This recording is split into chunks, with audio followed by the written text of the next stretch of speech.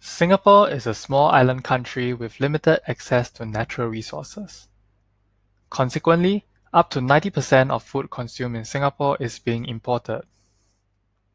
Aquaculture in Singapore is mostly done in sea cages in coastal waters surrounding the country. Presently, there are 117 registered sea cage farms and 7 land-based farms in Singapore that are producing finfish for consumption. In 2015, Singapore produced approximately 5,300 tons of fish, and this accounts for 10% of local consumption. In the future, Singapore aims to push fish production level to 15% to boost food security. However, the aquaculture industry in Singapore faces several challenges like algae blooms, oil spill, pollution, and parasite outbreaks. Therefore, I conducted a parasite survey where I examined the types of metazoan ectoparasites that infect cultured groupers in Singapore. I also investigated on the prevalence, mean intensity, and abundance of each species. The main metazoan ectoparasite groups found were monogenians, hirudinans, and crustaceans. All three parasite groups exhibited very high prevalence.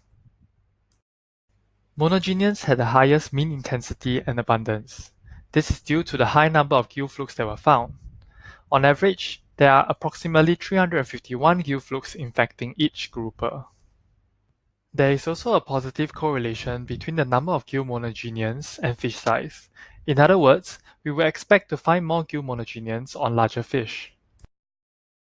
And here are the specific species of metazoan ectoparasites that were found from each group. So what are the implications of this study?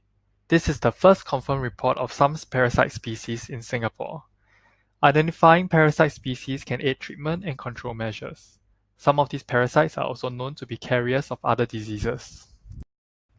In addition, gill monogenians are the dominant metazoan ectoparasite that are infecting the cultured groupers.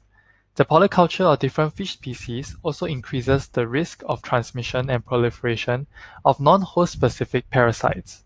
Lastly, older and larger fish will act as parasite reservoirs.